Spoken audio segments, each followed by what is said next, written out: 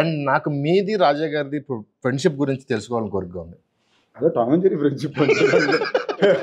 చెప్పండి సార్. నాకు ఒక మెసేజ్ వస్తుంది, అర్జెంట్గా ప్లీజ్ కాల్ మీ. నేను ఎక్కడో ఉంటాను, మెసేజ్ పెట్టి నేను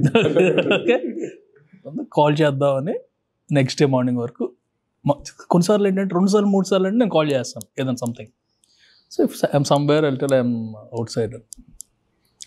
next day morning I call Sandeep, call చేసేవాడిని, అయిపోయిందండి సారీ. ఇతను నవ్వుకుంటున్నాడు కానీ సగం గొడవలు పెట్టి తినేసారు. గొడవ పెట్టి కావాలని కాదు, అక్కడ పని జరిగిపోతే అన్న నువ్వు చెప్పు అంటాడు, నేను సరే వెళ్తా, మనోడు రియాక్ట్ అవుతాడు. నేను అన్ని బాణాలు వాడతాను, మేనేజర్ బాణం, కోఆర్డినేటర్ బాణం, అన్ని తప్పపోతే హీరో బాణం.